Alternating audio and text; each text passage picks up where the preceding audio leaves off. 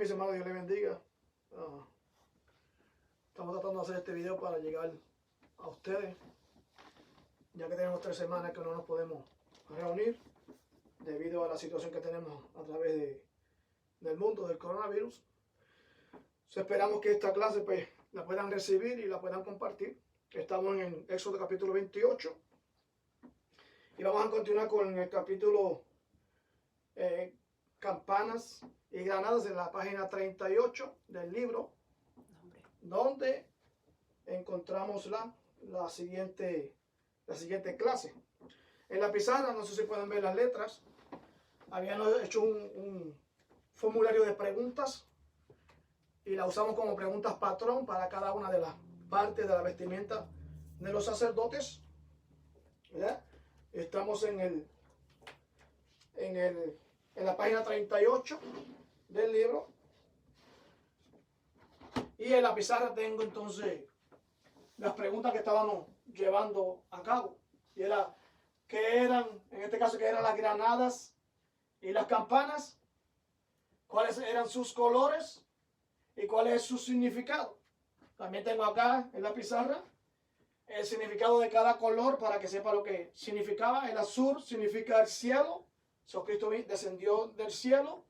El púrpura representa su realeza como rey. El carmesí o escarlata representa su sangre derramada en la cruz del Calvario. Y el oro representa su rey o su reino. Y el lino fino representa su humanidad. Si tienen el libro, ¿cuál estamos en el libro? El tabernáculo. Manual del tabernáculo. El libro hecho por David Bonilla. Estamos en la página 38. Y continuamos entonces con lo que se conoce como granadas y campanas. ¿Qué son las granadas y las campanas? Vamos a la primera pregunta. Acá en la pizarra. La granada y la campana eran la parte, estaban bordadas en la parte de abajo de la túnica o del manto que vestía el sacerdote. Y en cada una de ellas había una campana y había una granada, una campana y una granada. Había un orden que Dios le dio a Moisés para cuando se hiciera este trabajo, se presentara una campana y una granada.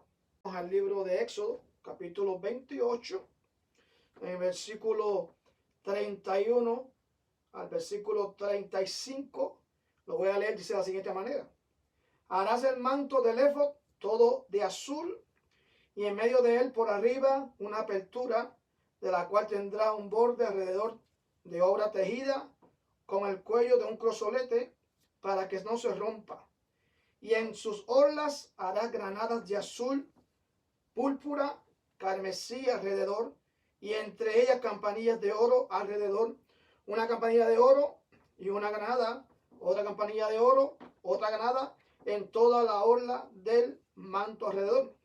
Y estará sobre Aarón cuando ministre, y se oirá su sonido cuando él entre en el santuario delante de Jehová, y cuando salga, para que no muera. En el libro el autor, ¿verdad?, presenta entonces el manto era todo azul. Y dijimos que el color azul significa que el cielo representa la divinidad de Cristo.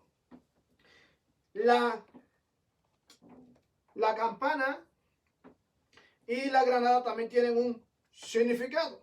Ahora ven, ¿dónde se colocaban estas campanas y estas granadas? Dice que estaban a la parte, el borde abajo de lo que era el manto en azul, y en la parte de abajo de su borde había una campana y había una granada. Bien, ¿qué significan ahora? La segunda pregunta, ¿cuáles eran sus colores y cuál es su significado? Segunda pregunta, ¿cuáles eran sus colores? Dice que era azul, dice que era púrpura, las granadas azul, púrpura, carmesí o escarlata, dependiendo la versión bíblica que están leyendo. Y cada una de ellas tenía su significado. Repetimos, el azul representa el cielo, el púrpura representa la realeza, el carmesí o escarlata representa la sangre de Cristo, el oro representa rey o reinado o reino, y el lino fino representa su humanidad. Pero ahora en las campanas solamente vemos el azul, que representa el cielo, el púrpura, que representa la realeza, y carmesí, que representa el sacrificio, ¿verdad?, de Cristo en la cruz del Calvario. Ahora bien, la próxima pregunta dice, ¿cuál es su significado? En el libro de Números, capítulo 13, versículo 23, cuando salieron los espías hacia la tierra de Canaán, a conquistar la tierra de Canaán, dice que ellos tomaron ciertos frutos de la tierra de Canaán, y entre ellos tomaron las granadas. Voy a leer el texto. Dice en Números 13, 23, y llegaron hasta el arroyo de Escol, y de allí cortaron un sarmiento con un racimo de uvas, el cual trajeron 2 en un palo, y de las granadas y de los higos. So, trajeron granadas de la tierra de Canaán antes de ser conquistada. Ahora bien, ¿qué tiene que ver la granada y la campanilla en el significado? ¿Cuál es el significado de esta granada y esta campanilla? Describiendo la granada, según el autor en el libro, de la página 38, dice que la granada tiene un interior, muchas semillas cubiertas, unidas por una membrana rojiza. ¿Ok? Es una fruta rojiza, en su semilla tienen una membrana rojiza y tiene un significado con la iglesia, porque la iglesia es el cuerpo de Cristo, lavado con la sangre de Cristo, ¿verdad? En su sangre fuimos lavados, y hay una representación, hay una comparación en lo que esta fruta representaba y aplicándolo en tipología con lo que es la iglesia hoy día, lavada con la sangre de Jesucristo. La granada, también nos habla de fruto. ¿Okay? La iglesia está llamada a dar fruto, así lo dio el mismo Jesucristo, dando fruto, ¿verdad? Y por eso se compara la granada con la iglesia. Las campanas o campanillas hablan de el testimonio. Estamos en la pregunta número 3. ¿Cuál es su significado? El significado de la granada, ¿okay?, es el fruto, por su color rojizo, representa a la iglesia con Cristo. Y las campanillas representan entonces el testimonio. Cada vez que usted oye una campana que suena, siempre ponemos atentos a lo que al sonido de la campana. En este caso, la iglesia representa, a través del testimonio, representa entonces a la campanilla. Cuando la iglesia abre y anuncia las buenas nuevas, está entonces dando campanazos. En 1 de Pedro, capítulo 2, versículo 9, hay una comparación, ¿verdad?, de lo que es estas campanas en el Nuevo Testamento. Dice de la siguiente manera. 1 de Pedro, capítulo 2, versículo 9. Mas vosotros sois linaje escogido, real sacerdocio, nación santa, pueblo adquirido por Dios, para que anunciéis. Bien, que hacía la campana, anuncian, dan alerta. Para que anunciéis las virtudes de aquel que os llama de las tinieblas a su luz admirable, ¿verdad? Cuando Cristo resucita, dice que nuevamente los discípulos en Hechos capítulo 2 se convierten en campanas, anuncian, ¿verdad?, la resurrección de nuestro Señor Jesucristo. Ahora bien, pasamos entonces a la próxima parte de la vestimenta del sacerdote, que viene siendo, el éfod, con el mismo patrón de preguntas. ¿Okay? Vamos a ver qué es el éfod, cuáles eran sus colores y cuál es su significado. En el libro de Éxodo, capítulo 28, versículo 5 en adelante, lee como sigue. Tomarán,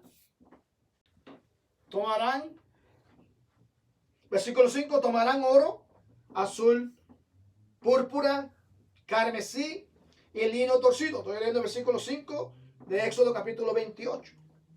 Versículo 6 dice, y harán el éfod de oro, azul, púrpura, carmesí y lino torcido de obra primorosa. Tendrá 2 umbreras que se juntarán en sus 2 extremos, así se juntará.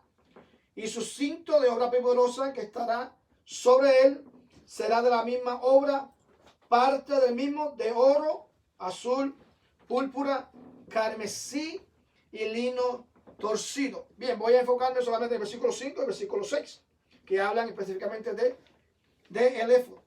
El éfod es una vestidura sagrada de las más antiguas del pueblo de Israel. Y no solamente se presenta aquí, sino que se utilizaba anteriormente cuando Elí era sacerdote, en el tiempo de Samuel. Había esta vestimenta. Los sacerdotes usaban esta vestimenta.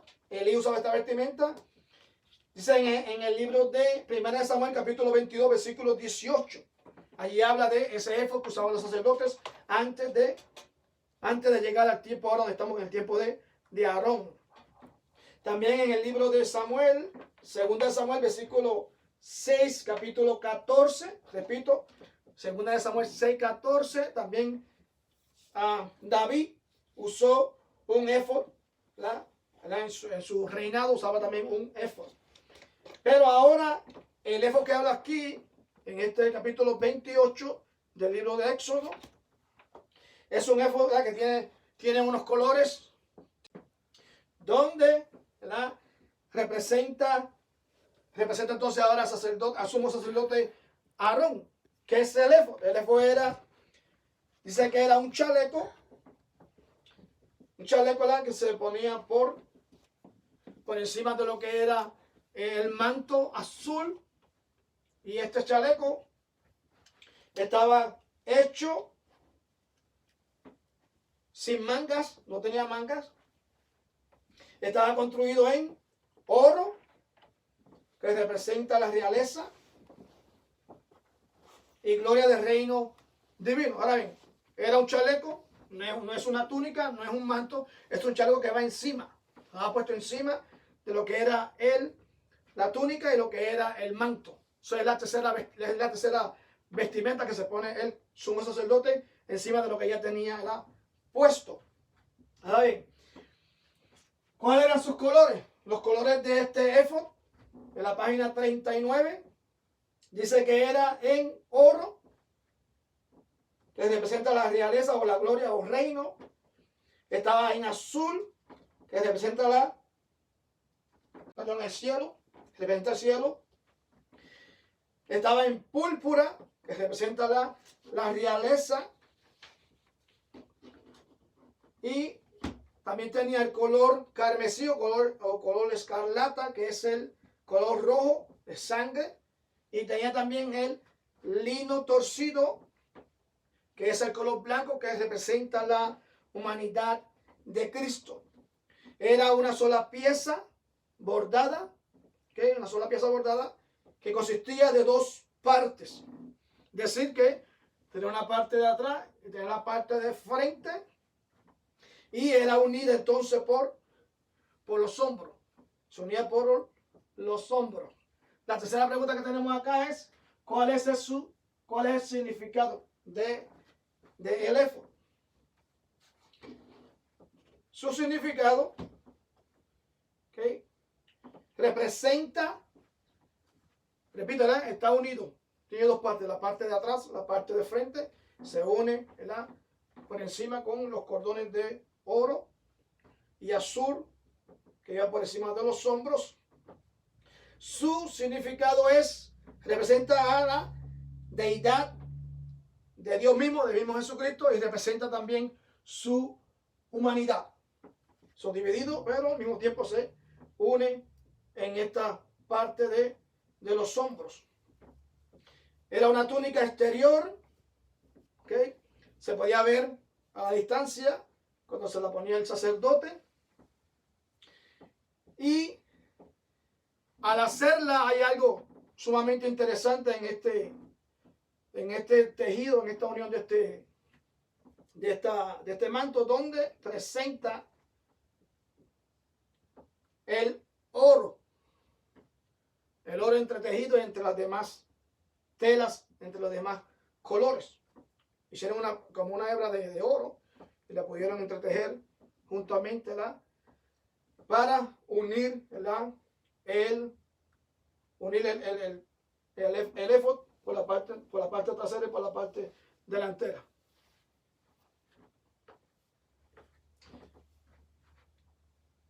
representa también el éfod a Jesucristo como sacerdote y como rey. Con el color lino o el lino torcido representa su humanidad y el color oro representa como rey o como sacerdote. En el libro de Hebreos, en el Nuevo Testamento, capítulo 4, versículo 15, dice, porque no tenemos un sumo sacerdote que nos haya compadecido de nuestras debilidades, sino, uno que es tentado en todo según nuestra semejanza, pero sin pecado. Hebreos capítulo 4, versículo 15.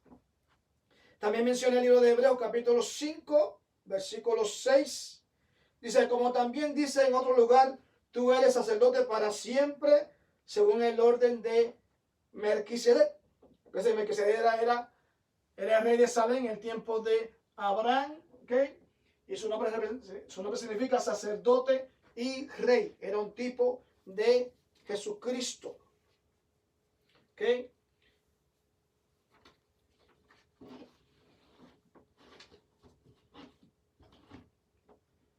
En el libro de Hebreos, capítulo 7, versículo 1 al 17, habla de esa descripción del sacerdote Melquisedec en la figura de Jesucristo. No lo vamos a leer completo porque es sumamente largo, pero sí hay un enfoque que quiero hacer, es que dice que este sacerdote no tenía ni principio, ni tenía fin, ni genealogía, ¿ya?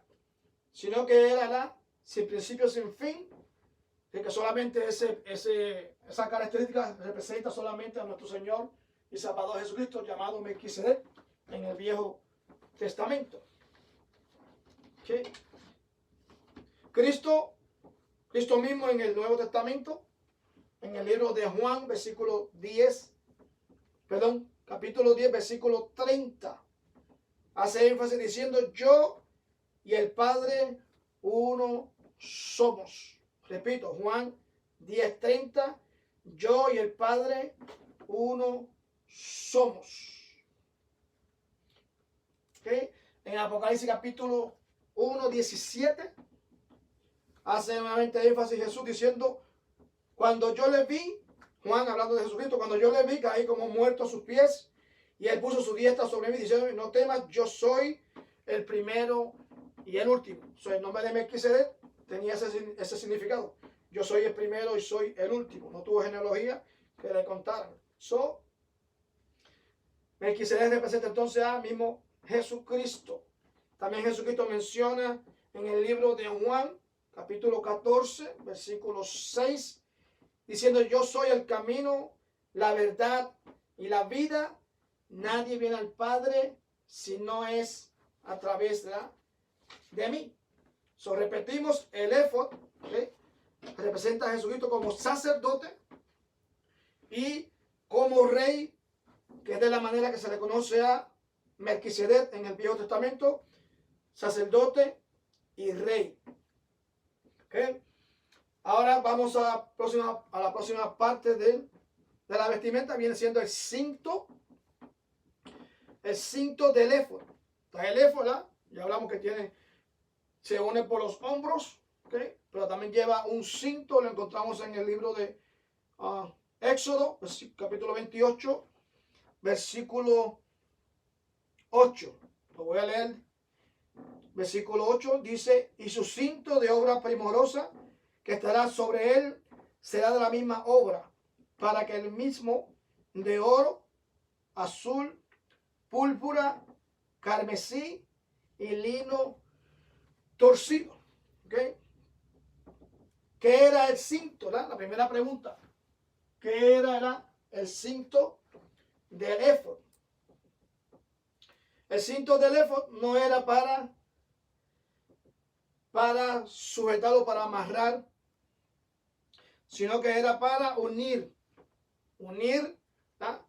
Como dije, es un chaleco hecho de 2 piezas, unido por los hombros, pero también necesitaba ser unido por la cintura. Y al unirlo por la cintura hacía una sola pieza donde representa la figura de Cristo como sacerdote y como rey, su divinidad y su humanidad. Este cinto, si vamos a la siguiente pregunta, ¿cuáles eran sus colores? Dice que eran los mismos colores que el éfod. Voy a repetir los colores: azul, púrpura, carmesí, lino torcido y oro. ¿Okay? Repetimos los colores, lo que significan los colores. Azul significa el cielo, perdón. El púrpura es la realeza. El carmesí o escarlata es su sangre derramada en la cruz del Calvario. El oro es su rey, es rey o reino. El lino fino representa su humanidad. Es importante que no olvidemos lo que representa o lo que significa cada uno de estos colores. ¿Okay? ¿Cuál es el significado ahora del cinto? El cinto, en Efesios capítulo 6, versículo 14, dice Pablo a los Efesios: estad pues firmes, ceñidos vuestros lomos con la verdad y vestidos con la coraza de justicia. El cinto, en este caso, es tipo de servidumbre. ¿Okay? O sea, cuando Cristo vino a servir, no a ser servido, sino para servir. Y en esta vestimenta, en este chaleco, ¿okay? Al unir Dios su humanidad con su deidad, está sirviéndole a la raza humana. Dice que el cinto también unía, mire bien, unida, hacía unión entre el pectoral, el urín, el tumín, la piedra de engaste, la túnica, todo se componía en una sola pieza, ¿okay? Un solo Dios. El número 1 representa un solo Dios. Toda esta pieza, toda esta vestimenta, se hace una sola vestimenta. Al ser unida por los hombros, al ser unida por el cinto, se convierte solamente en una sola pieza.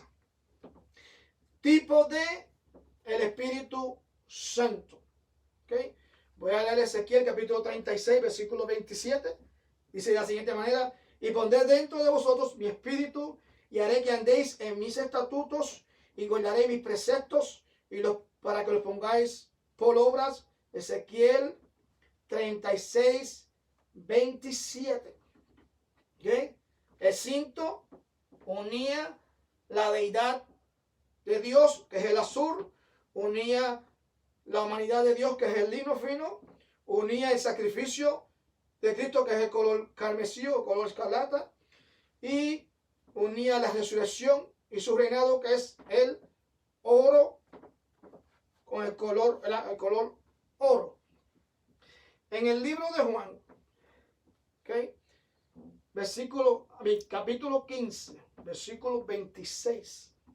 Juan 15, 26 dice: pero cuando venga el Consolador, a quien yo enviaré del Padre, el Espíritu de verdad, el cual procede del Padre, él dará testimonio acerca de mí. ¿Okay? Cristo murió en la cruz de Calvario, ¿verdad? Resucitó, cumplió su ministerio aquí en la tierra, regresó al Padre y nos dejó su Santo Espíritu. ¿Qué hace el Espíritu Santo? ¿Verdad? Nos guía a toda verdad y nos une como pueblo. Sin Espíritu Santo no entendemos, ¿verdad? O no funcionamos, o no podemos predicar, no podemos llevar las buenas nuevas si el Espíritu no mora en nosotros, porque el Espíritu es quien nos convence, ¿verdad? De justicia, de juicio y de pecado. ¿Okay? Pasamos entonces a la próxima parte de esta vestimenta, que es el pectoral. La primera pregunta, volvemos a la pregunta, el patrón de preguntas que tenemos: ¿qué era el pectoral? El pectoral era una bolsa, capítulo 28, versículo 16 del libro de Éxodo. Éxodo 28, versículo 16 dice, versículo 15 dice: harás asimismo un pectoral del juicio de obra primorosa lo harás conforme a la obra del éfod, de oro, azul, púrpura, carmesí y lino torcido. Será cuadrado y doble, de 1 palmo de largo y 1 palmo de ancho. Y lo llenarás de pedrería en 4 hileras de piedra, una hilera de piedra sárdica, un topacio, un carbúnculo. La segunda hilera, una esmeralda, un zafiro, un diamante.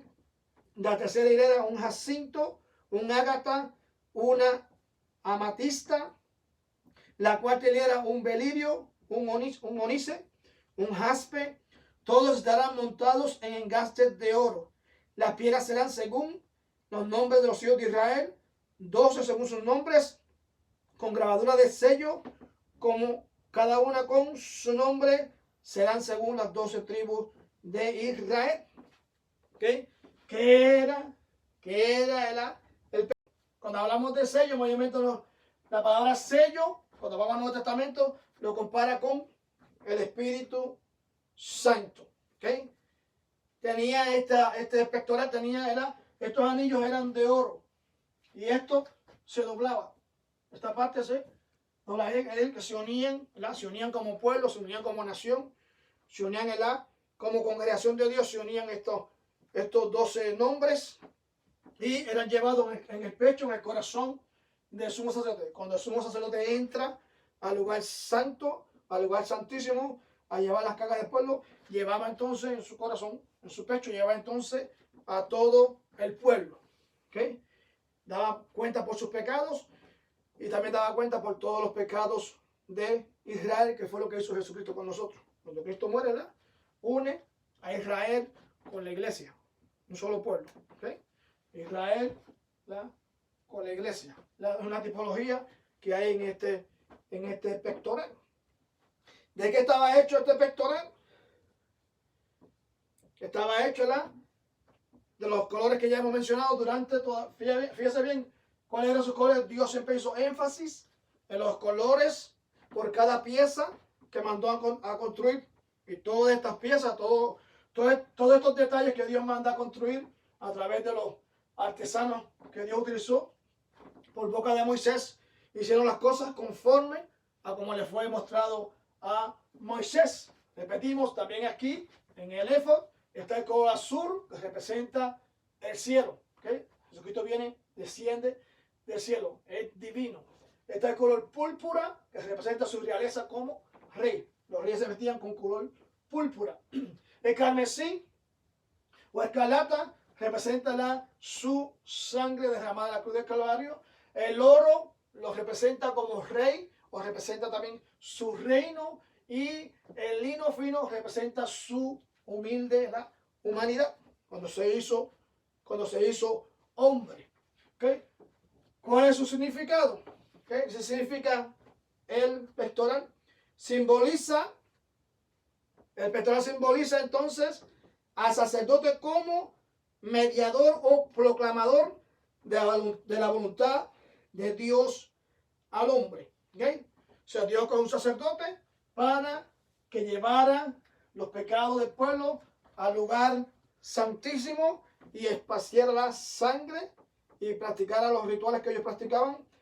Se degollaban animales, se derramaba sangre para perdón de pecados. Y los pecados eran perdonados cada vez que el sacerdote intercedía o llevaba ante Dios el pecado del pueblo.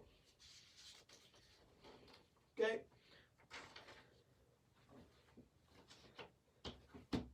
¿Okay?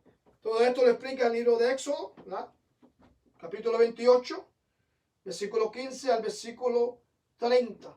Habla totalmente de la función del sacerdote, cuando llevaba el pectoral. ¿Okay? También el pectoral tiene otra cualidad que el autor menciona en la página 48, diciendo que el pectoral también hablaba de sabiduría, hablaba de amor sobre el corazón del sumo sacerdote. Cristo es sabiduría y es el amor de Dios manifestado. Él nos lleva delante del Padre. Cuando se habla de sabiduría, ¿verdad? No podemos descartar de que Jesucristo la tiene toda la sabiduría, conoce todas las cosas, todo lo que es y lo que ha de venir. ¿Okay? Y Dios siempre Dios ha estado dispuesto a perdonar. Por eso tiene esa sabiduría para perdonar pecados. Siempre Dios busca una alternativa para que nuestros pecados sean perdonados. La pregunta es, ¿nosotros la aceptamos o no la aceptamos? ¿Aceptamos el sacrificio de Cristo o no lo aceptamos? Si eran perdonados los pecados en aquel entonces, ¿cuánto más ahora, ¿verdad? Que Cristo se entregó a sí mismo, ¿okay? Dando su vida, derramando su sangre para que recibamos su perdón, sabiduría de Dios mismo para perdonar nuestros pecados. En Hebreos capítulo 7, versículo 25, dice de la siguiente manera, voy a repetir. Hebreos 7, 25 al 28. Mira lo que dice acerca de nuestro Señor Jesucristo. Por lo cual puede también salvar perpetuamente a los que por él se acercan a Dios, viviendo siempre para interceder por ellos. ¿Bien? Cristo siempre intercede por nosotros, porque tal sumo sacerdote nos convenía, santo, inocente, sin mancha, apartado de los pecadores, hecho más sublime que los cielos, no tiene necesidad cada día, como aquellos sumos sacerdotes, de ofrecer primero sacrificios por sus pecados y luego por los pecados del pueblo.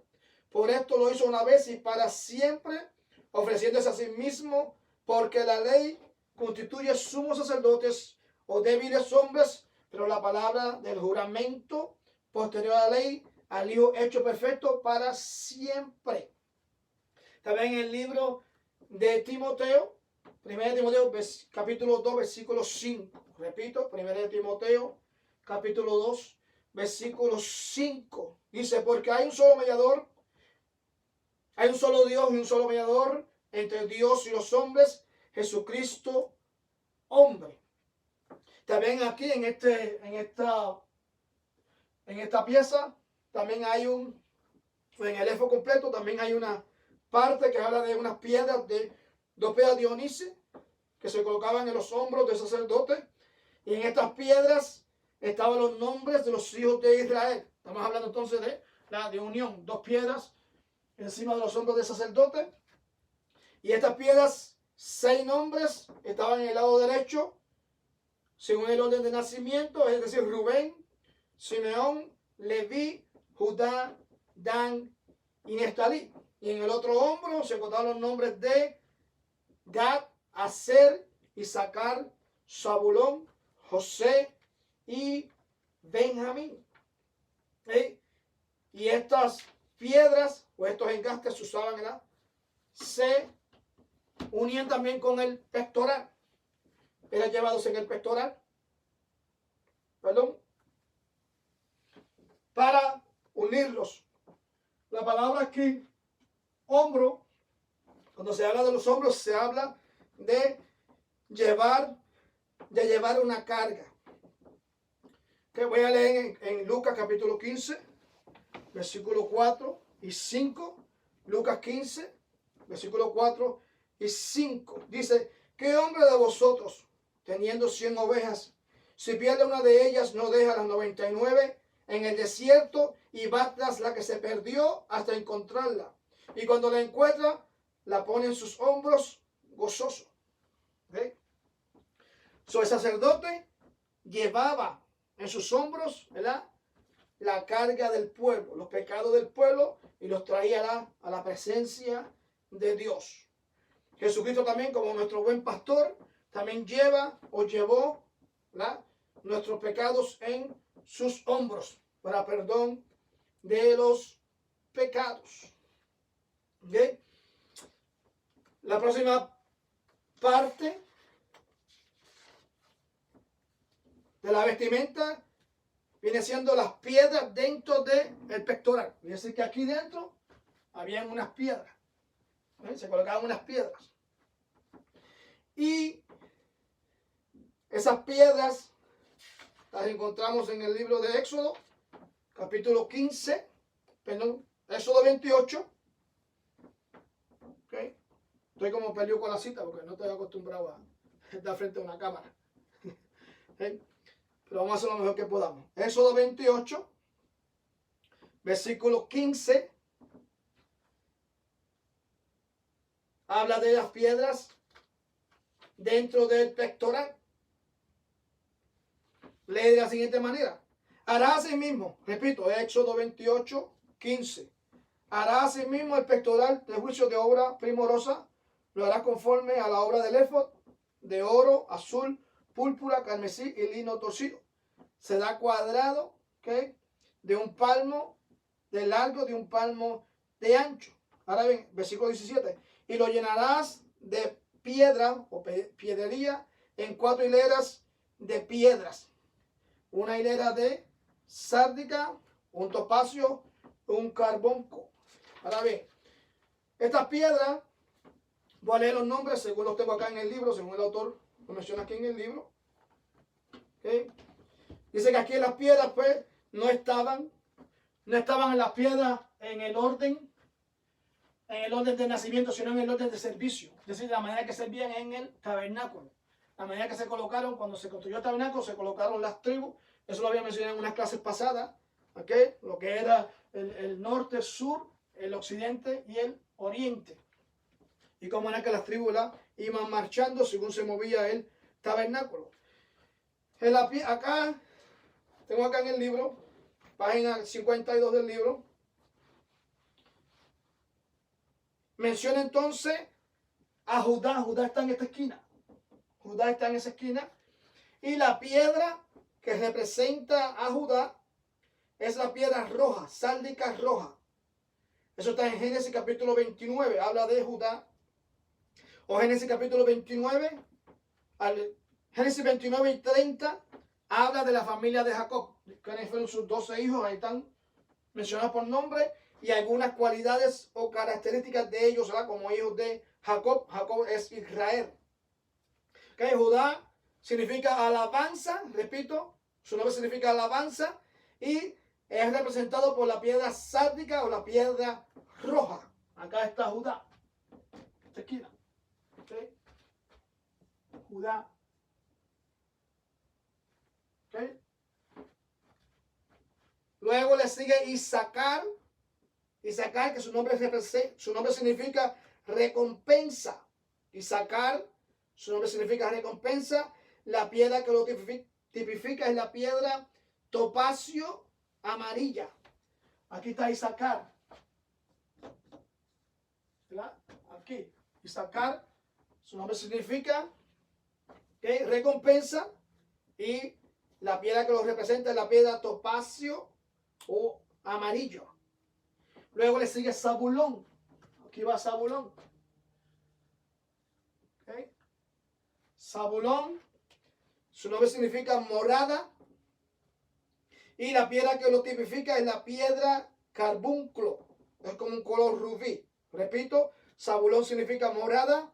La piedra que lo representa es la piedra carbunclo. Aquí está la Zabulón. Luego le continúa Rubén.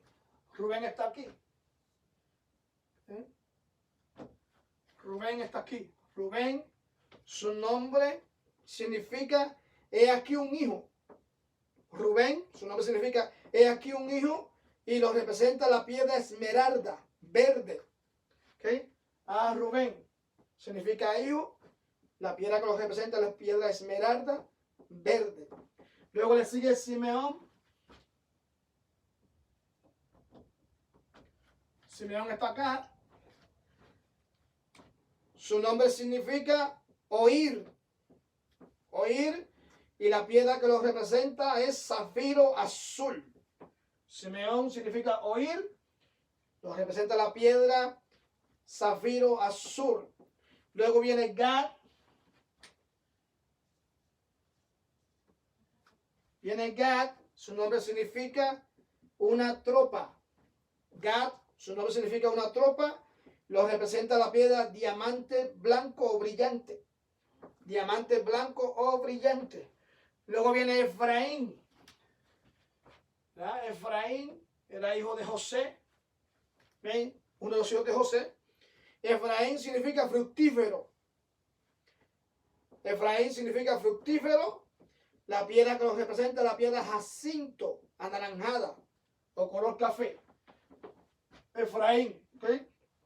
Fructífero, lo representa la piedra anaranjada o color café. Luego le sigue Manasés, que es hermano de Efraín, también hijo de José. Manasés, está aquí Manasés. Manasés significa olivar. La piedra que lo representa es la piedra ágata, una piedra transparente.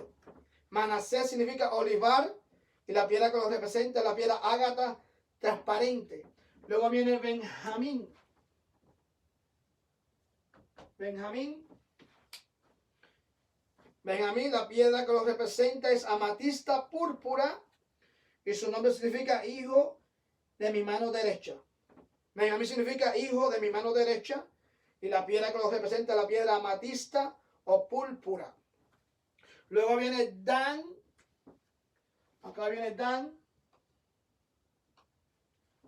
Dan significa juicio. Y la piedra que lo representa es la piedra berilio, que es un azul verdoso. Repito, Dan significa juicio. ¿Okay? Y la piedra que lo representa es la piedra berilio, que es azul o verdoso, un azul verdoso. Luego viene Aser. ¿Okay?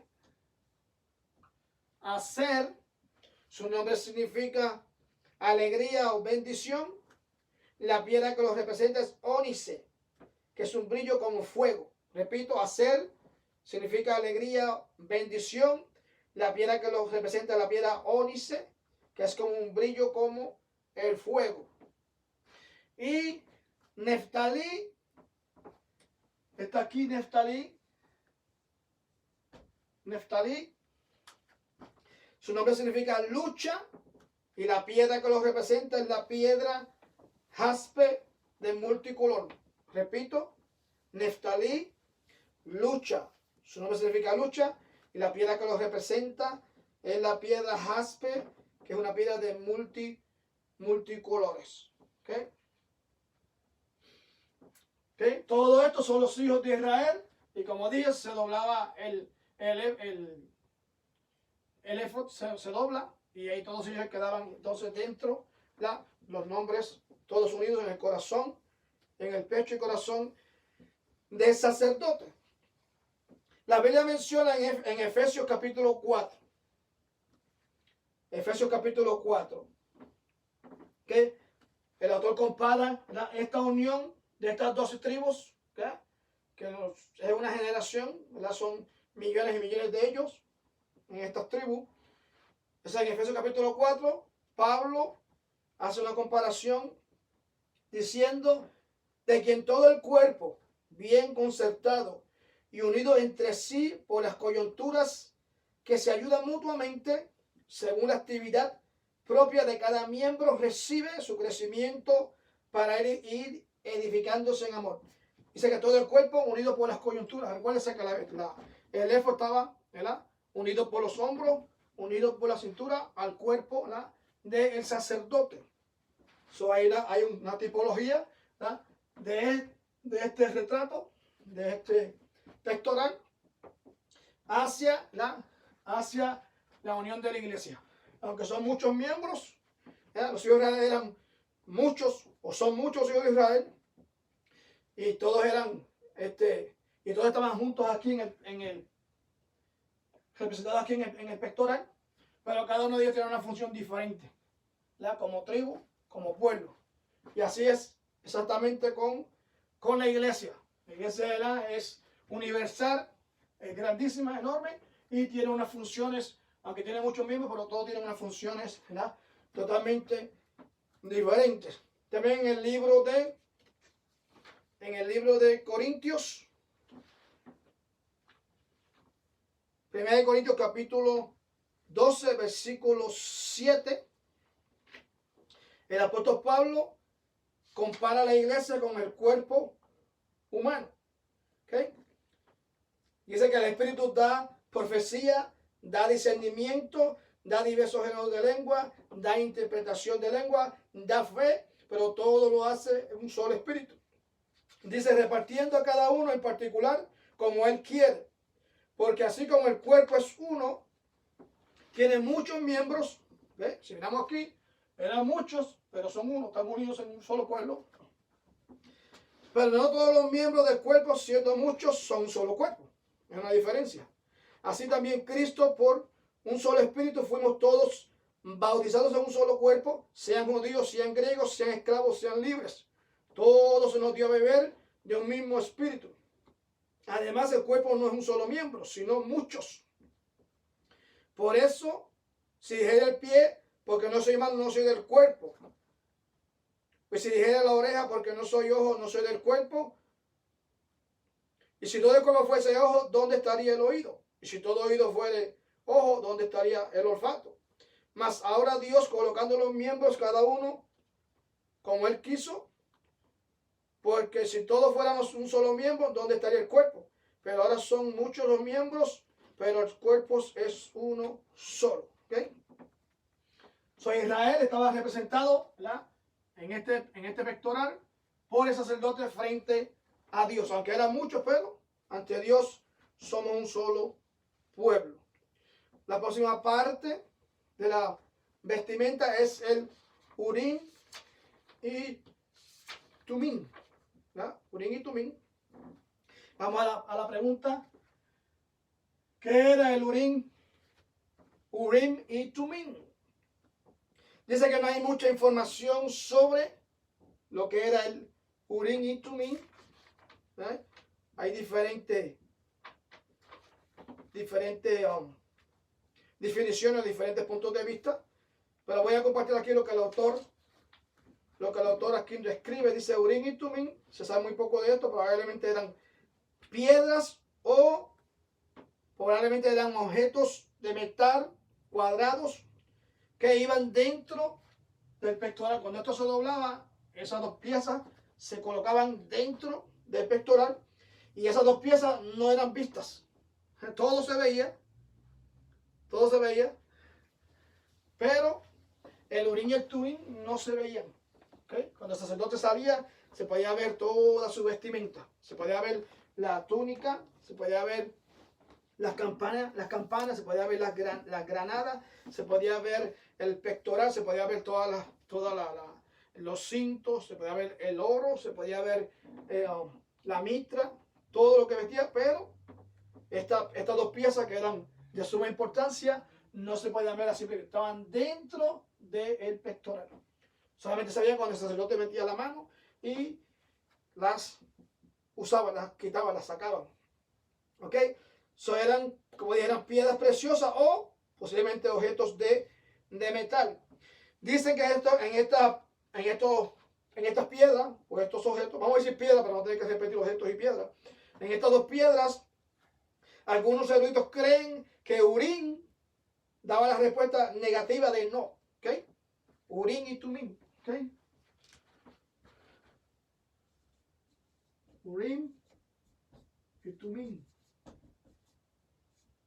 ¿Okay? Dice que estas piezas, dice el erudito que las piezas de Urim tenía la palabra no. ¿Okay? Y el Tumim tenía la palabra sí. Aquí significa no y aquí significa que sí, según algunos eruditos. ¿Okay? Otros eruditos lo miran de otro punto de vista.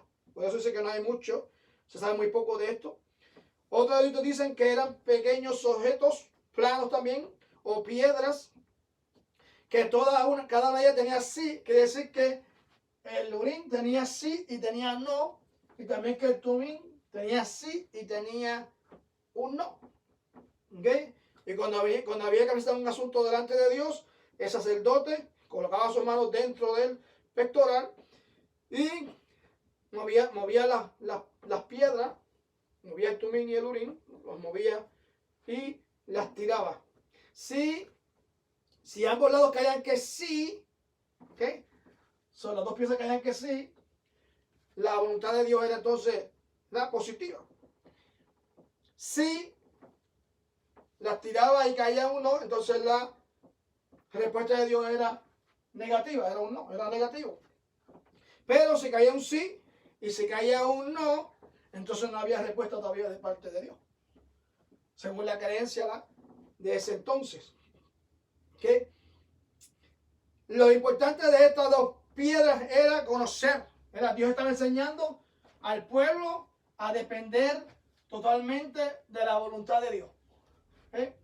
Toda pregunta o toda oración que se hacía para que Dios diera respuesta, se tenía que usar el tumín y el urín, urín y tumín.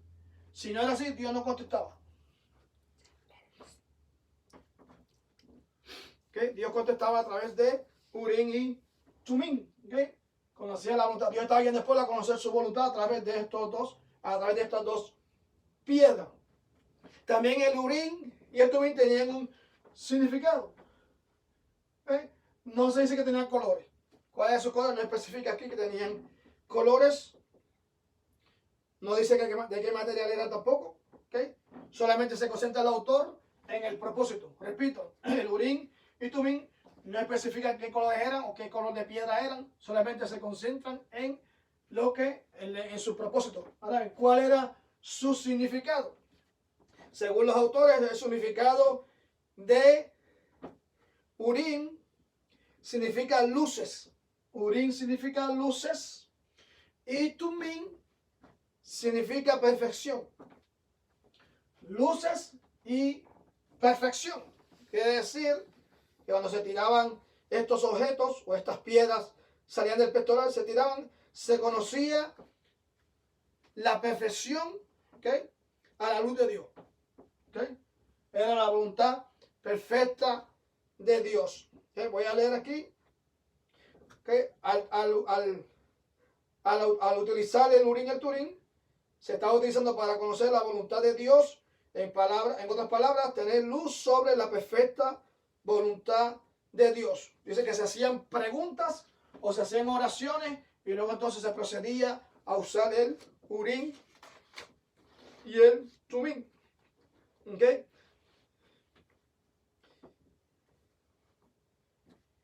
Aquí un dato interesante que el autor la menciona.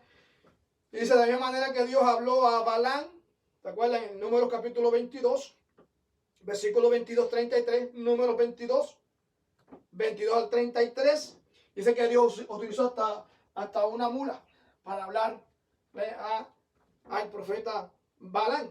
So, Dios utilizaba como él quería hacer su santa y bendita voluntad.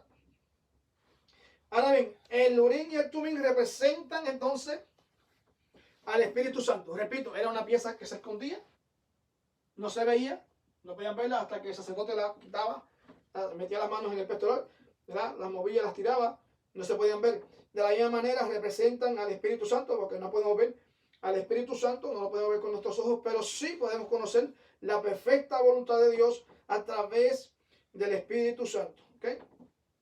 Esto lo hace el Espíritu Santo, ¿verdad? Nos revela la perfecta voluntad de Dios. En Romanos capítulo 12, versículos 1 y 2, dice de la siguiente manera: así, hermanos, os ruego por la misericordia de Dios que presentéis vuestros cuerpos en sacrificio santo, agradable a Dios, que es vuestro culto racional.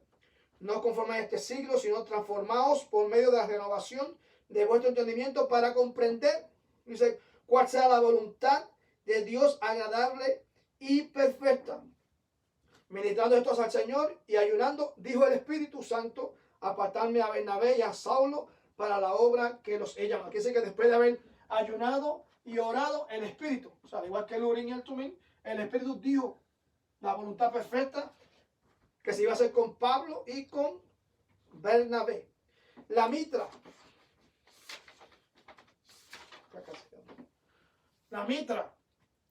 La mitra, ¿ok? ¿Qué era la mitra? ¿Qué era la mitra? Primera pregunta. La primera pregunta, mitra, dice que era la vestimenta o era el turbante que solamente usaba el sumo sacerdote. ¿Okay? Los sacerdotes usaban la tiara. El significado, el material es el mismo, pero la mitra, a diferencia de la tiara, la mitra era más alta y solamente lo usaba el sumo sacerdote. Ese que era tu parte que se enrollaba alrededor de la cabeza, ¿verdad? Y era más alto que la mitra.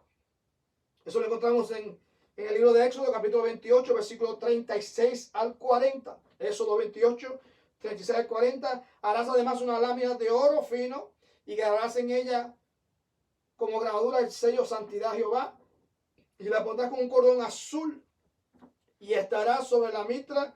Por la parte delantera de la mitra estará sobre la frente de Aarón. Y llevará a Aarón las faltas cometidas de las cosas santas de los hijos de Israel hubiesen consagrado. ¿Ok? El sumo sacerdote era el que llevaba la mitra. El significado de la mitra, ¿ok? Dice que estaba hecha de ¿cuál era su color? Estaba hecha de lino. Lino es el color blanco. Estaba hecha de lino blanco, al igual que la tiara de los sacerdotes. ¿Ok? Repito, la tiara era para los sacerdotes y la mitra era para el sumo sacerdote. ¿Ok? ¿Qué significa? ¿Cuál es su significado? El significado de la mitra representa la justicia y representa la santidad. Justicia y santidad. ¿Okay? Sin santidad nadie verá al Señor, dice la palabra. En el libro de Filipenses, capítulo 4, versículo 8. ¿Okay? Dice que pensar en todo lo que es, en todo lo honesto, en todo lo puro, en todo lo de buen nombre, en esto pensar. ¿Okay? Lucas capítulo 1, versículos 74 y 75. Dice: líbranos de nuestros enemigos, sin temor les serviremos en santidad y en justicia delante de él todos los días. ¿Okay? Dice que cubrirse la cabeza con la mitra es símbolo de sumisión al entrar a la presencia de Dios. Todavía hoy día, ¿verdad?, los judíos cuando oran frente al muro de lamentaciones, ellos cubren su rostro, cubren su cabeza en sumisión, ¿verdad?, a Dios. Pero en 1 Corintios capítulo 11, versículo 7, Pablo exhorta de la siguiente manera: porque el varón no debe cubrirse la cabeza, pues es la imagen y gloria de Dios, pero la mujer es gloria del hombre. Cuando Cristo muere en la cruz del Calvario, llevó todas nuestras faltas, nuestros pecados, ¿verdad? Y somos ahora libres, no necesitamos, ¿verdad?, ponernos una mitra ni vestirnos de la manera que se viste el pueblo de Israel. Pero sí representa, ahí están los pensamientos, ahí están los ataques, ahí es donde funcionamos, ahí es donde actuamos, ahí es donde razonamos. Solamente representa la limpieza, la justicia y la santidad de Dios. Finalmente, la última parte es la diadema de oro que estaba sobre la cabeza de Aarón. Esta diadema era hecha en oro.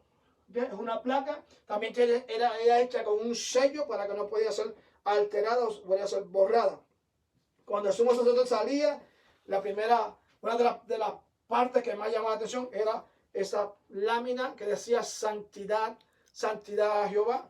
¿Okay? Era sumamente llamativa para todo el pueblo de Israel. Estaba hecha en oro. ¿Okay? Y Éxodo capítulo 28, versículo 36. Dice: harás además una lámina de oro y grabarás en ella como grabadura de sello santidad a Jehová, y la pondrás en un colón azul y estará sobre la mitra. O sea, el colón azul representa el cielo. Oro, nuevamente el oro con el azul. Hay 5 puntos que debemos de observar en esta lámina. Primeramente, era de oro. Segundo, tenía grabadas las palabras santidad a Jehová. Estaba sujeta por un cordón azul. Estaría continuamente sobre la frente del sumo sacerdote y era para llevar las faltas cometidas en todas las cosas santas. ¿Okay?